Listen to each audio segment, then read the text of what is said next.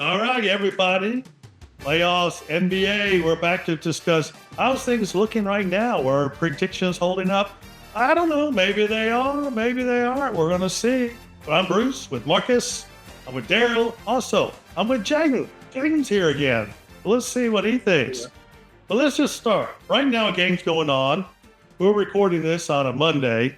So a game's going on. It's Cavalier versus the Heat. Cavalier's got a 3-0 lead.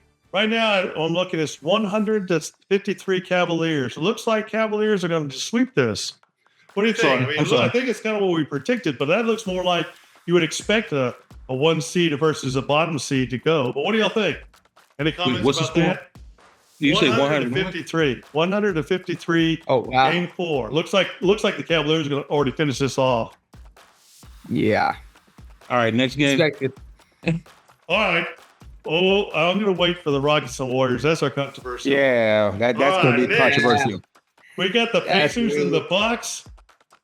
You know, Indiana leads 3-1. It looks like they're leading this one. So it looks like Indiana's probably going to wrap this up. 129 to 103. Oh, no, they lead 3-1. So what do you think about the Pacers and the Bucks? That Indiana leads 3-1. Anyway, the Bucks, they come back. Any Don't thoughts think about so. this? I don't think so, man. It's just I don't think the Bucks are a team, a phenomenal team. I just don't think they have it in them to be able to come back 3-1. Yeah, I don't either. Yeah, Especially you got the with- Road Runner without- going on back there. Yeah, what's that? What you watching? Looks like the Road Runner back there. That's a Take Oh. 5 commercial. One of them I probably auditioned for, didn't get it. Then we got another controversial one. The first one, Lakers versus the Timberwolves. Wow, did you see that game? Crazy. I thought the Lakers had that one. I mean, I did too. Finals, and then a series of errors in a row. But Luka tripped and fell and turned the ball over. It looks like he was tripped, but they didn't call it. And then the inbound pass from LeBron got stolen. Then the foul by LeBron, and they had the shot they wanted at the end to tie it up, but they missed. What do you think about this series now? We were kind of thinking the Lakers might get the finals. What do you think now? I still think they have a good chance at making, a clutch comeback because the next game's going to be in LA. So that's going to be a pretty easy win. And then really all you got to do is win one game in, Minnesota. And then it's a toss up. It's 3-3 series is tied. And honestly, they have the best player if they need a 3-1 comeback. They have LeBron James. If anyone in the league can do it, it's him. He's been there. He's done that. I think they have a good chance at getting it done. Obviously, the odds are stacked against them being down 3-1, but they still have a good shot in it. Yeah, they got a shot in their ass. Hey, I mean, you listen, to Jaden's point, they have all the talent in the world. And this trade to get Luka is going to feel like it's going to feel like they were sold a lemon. And again, it's not on Luka. It was obviously circumstantial, but they went out to go get Luka to put him with LeBron James to advance extremely far in the playoffs and to be in a position where they're down, 3-1. That's just not a good look. I mean, you're talking about we didn't even see an NBA team overcome a 3-1 deficit until the mid-90s? It didn't even happen. And even then, it's only happened, less than a dozen times since then. So it's not, the odds, to Jaden's point, are stacked against them. Do they have the players that can do it? Yes. Has LeBron come back from a 3-1 deficit? Yes. But, I mean, it's not extremely likely. So I got to say, man, the NBA was probably wanting, he's the face of the NBA, to have the Lakers go further. They're a big attraction, a draw. But, man, it's going to be a shame if they got knocked out in the first round. What do you think, Daryl? Well, I'm surprised that it's happening the way that it is, and especially if they go down 4-1, that's a big shock, man. But look, you have a theory that I really don't agree with, but it kind of proves right, which I always talk about, man. Was you have to lose, you have to learn how to win through losing, and that's what Minnesota has done. And I remember last year when they asked Ant-Man, Anthony Edwards, you gotta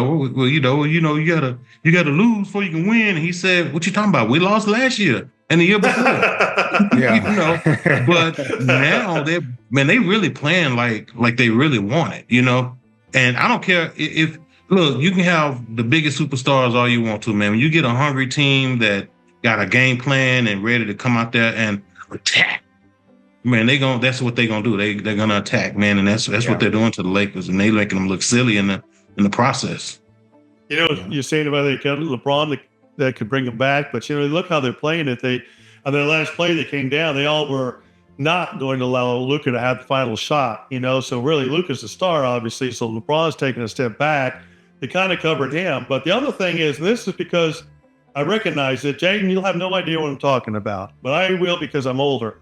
There's a few times that I saw LeBron, like if it was a turnover or something wasn't right, he could move, but he couldn't reverse his motion. Like if he was committed to go towards the basket and something happened where he had to reverse course, like now, that's gone. I noticed it. There's a few times when I play my son in pickleball, I might could get to the shot, but to all of a sudden reverse to go the other direction and get ready for the next shot, nope, doesn't happen anymore. And that's what I was recognizing. He doesn't have that quickness to when something doesn't go as planned, he can't respond quickly. So I think that's a weakness now. So I think he's still great. I mean, that block he had, I mean, he went up about a foot or two above the rim to get that block. So he still has a lot, but you know, it's not LeBron of old or new or young. He's not the LeBron of young.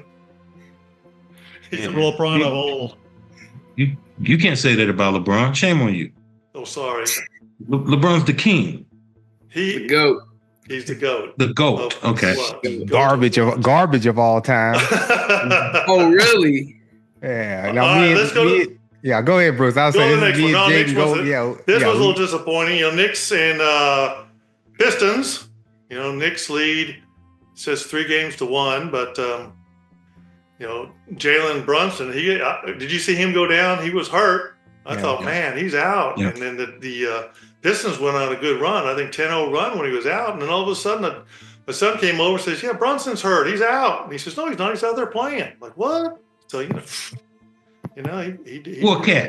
Cat took over that game. You know, Cat with a few threes down the stretch at the end. You know, so yeah, man, he decided he wasn't ready to lose that game, so he just took over.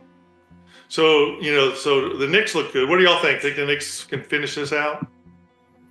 Yeah, I think so. It'll be cool to see Detroit win, but I mean, you got Jalen Brunson and you got Cat, you got Josh Hart. Those are a few of my favorite players. So, you know, I see the Knicks doing it.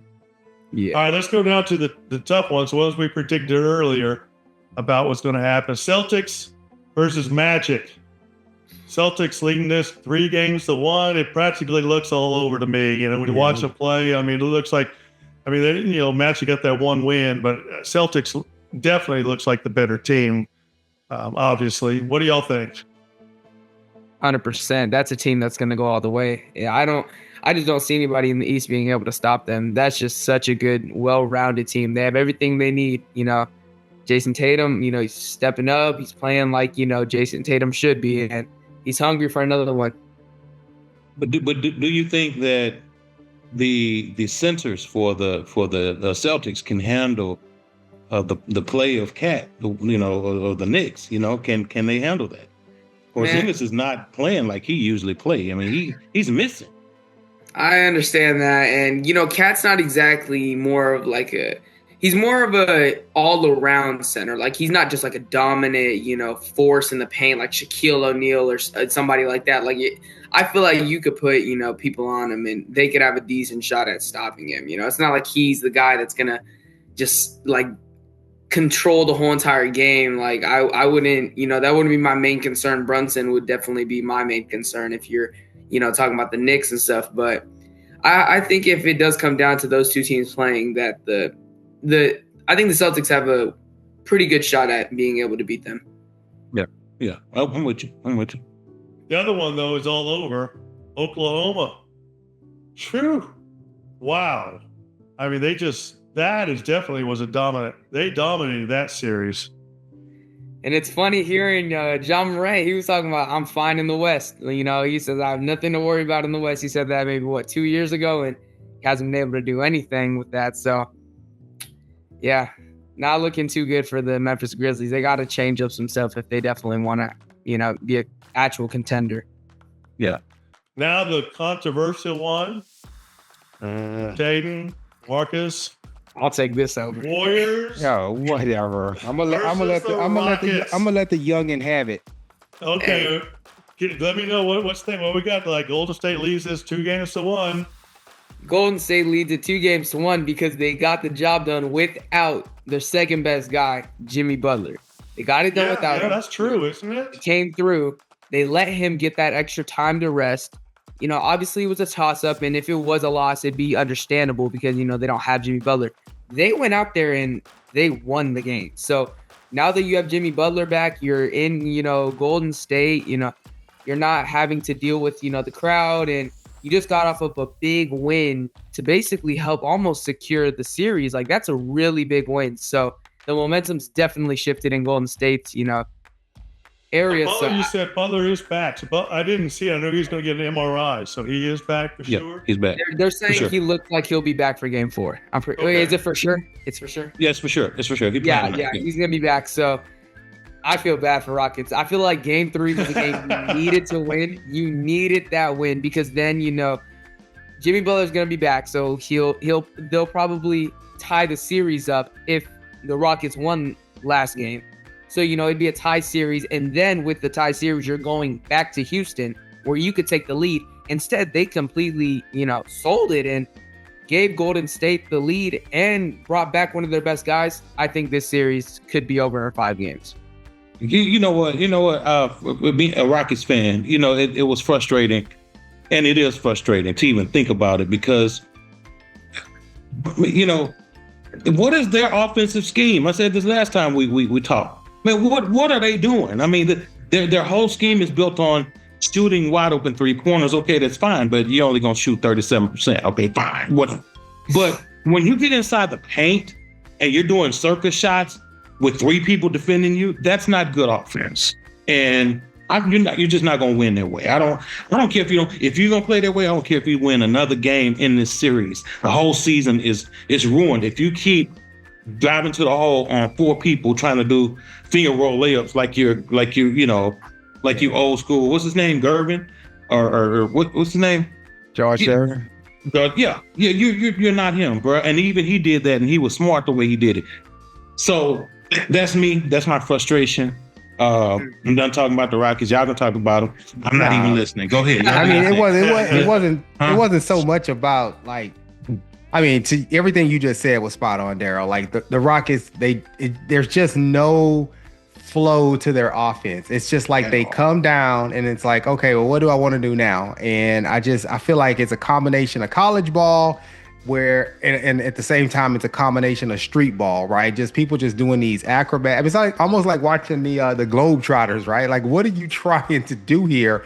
To Jaden's point, they missed out on a moment. They could have seized that moment. They could have went back to Houston with a tied series, a brand new series, and had a chance to win it with 2 out of 3 games being in Houston, provided it's a 7-game series. And they weren't able to capitalize. And then you got Steph Curry going off of 36 points. I mean, you know, Jaden and I have this debate that Magic Johnson is the greatest greatest point guard of all time. And Jaden is like, no, it's Steph Curry.